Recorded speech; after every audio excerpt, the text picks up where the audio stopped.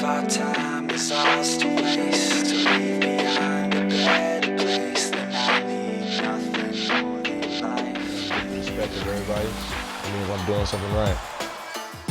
Zion putting on a show. This is what the dream was all about. You got to get it. While the Pelicans wait for Zion, they've been playing pretty good ball lately. They had a franchise record 21 threes in a win over the Grizzlies last night. And now the home game against the Spurs tomorrow night, where we do expect to see Zion make his long-awaited debut, 9:30 Eastern on ESPN. Here's Andrew Lopez with more on what we might see. You think Zion Williamson's ready to come back? After the Pelicans win on Monday, Brandon Ingram said Zion went into the locker room, took his jacket off because he doesn't need it anymore. The next time New Orleans takes the court, Zion Williamson will be playing. That's what happens on Wednesday night when they play the San Antonio Spurs. Now, the Pelicans will probably start Zion Williamson, but they don't expect him to play long minutes. Don't see 35, 38 minutes. They'll play him in short bursts. Now, is coming back at the right time. Pelicans have won 11 of 16 games, and now they can continue their push to the playoffs with Zion Williamson. Finally, the long-awaited debut of Zion. For more on that, we welcome in David Fizdale and his 17 years of coaching experience in the NBA. That's important that we say that. So, meanwhile, Zion will be on a minutes restriction, as just reported. Right. What are the realistic expectations for him and obviously for the fans? Well, I think with the way that he plays, I think he'll be able to come right in and impact the team. He's a guy that's going to attack the rim. He's going to be a guy that plays two-man game with a lot of the playmakers that they have, and he's a guy that runs the floor hard. And so I really think he can come in right away and really impact their team and give them an opportunity to make the playoffs. Coach, if you're Alvin Gentry, how are you managing that for the fact you want him to be healthy? Because I would just be concerned about who he is and the wear and tear, because I know they've been slow stepping him back into this debut. You got to trust your trainers. You got to trust the sports science people. I think you don't have to get it all in one bunch. You know, you got to spread it out and really try to bring them along slowly. And I think just having him back, even if it's 20, 25 minutes a night, that's a huge impact on that team. And the way that they're playing right now without him, just to have him for those minutes, I think gives them a huge boost. A huge boost. Okay, so what do you want to give us a point line in predictions? No. 10, 5, and 2? Okay, no.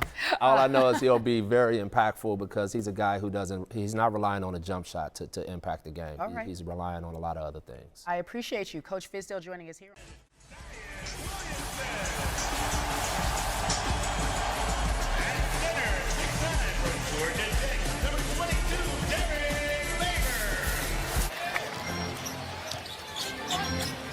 Here's Williamson facing the double team.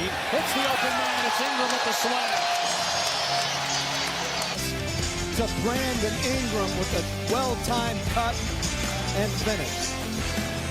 He's setting the screen. The shot clock down to 7. Alexander Walker trying to get that one to go over Pirtle. Could not. And there is Zion Williamson, his first NBA basket. And this is special. It is absolutely special.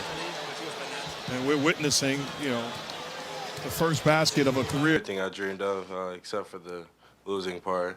Just the energy the crowd brought, the energy the city brought.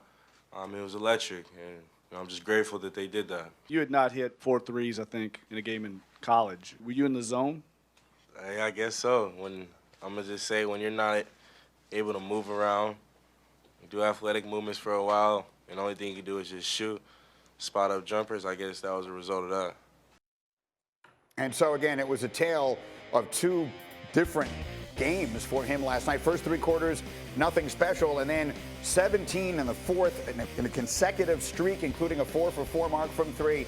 Those 17 points tied for the most in a quarter in a debut over the last 20 NBA seasons. So let's get Matt in here into the conversation. I'll give you the floor. What did you make of what he did in that fourth quarter? As a player, it's all about rhythm. Playing in 2, 3-minute, 4-minute spurts in the first half, you probably wouldn't expect much, especially him being in preseason form, basically, and we're in mid-season. But he got extended minutes in the fourth quarter, and he caught a rhythm. And he took the challenge. He took the challenge knowing that my job is they're going to make me shoot this 3.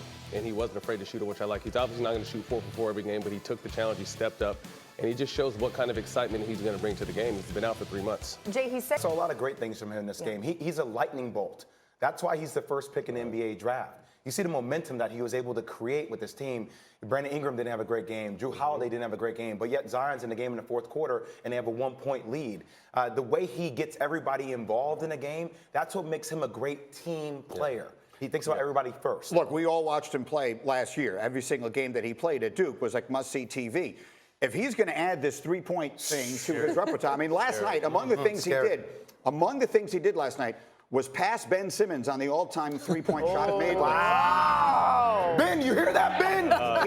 He has made twice as many threes in his career last night in 18 minutes as Ben Simmons has. My point is, they let Simmons shoot threes he won't even try. This guy's going out there and taking that shot. He had 22 points, 7 rebounds in 18 minutes. Per 48 minutes, that's 59 points. That's 59 points. He averages 1.2 points per minute, Matt. That's what he plays like. He's a rare player who is a #1 pick, going to be a superstar, but can get his within the flow of the game with just straight hustle and energy. And we saw a lot of that last night. And like you said, if he's going to be able to shoot the three like that, it's a nightmare. Now, look, I was really angry. He didn't play the last 5.5 minutes of the game. I wanted to see that as a fan. But overall, I really agree with what David Griffin and Alvin Gentry have done with that style. Play him in 3.5-minute bursts. This is a long-term thinking solution, not short-term being a prisoner of the moment to try to win a game. Let's go back to that anger. It's hard days and it's hard months. Sometimes I don't know what to say, hits me all at once. My pride is getting in the way and I'm on the run. Scared that things are gonna change, what will I become? No, I can't take it sometimes. That's why I dive into rhymes, that's why we dive into lies. We digging deeper inside, we try to keep up with life. We hide our pain from the light, do what we can to survive. But no,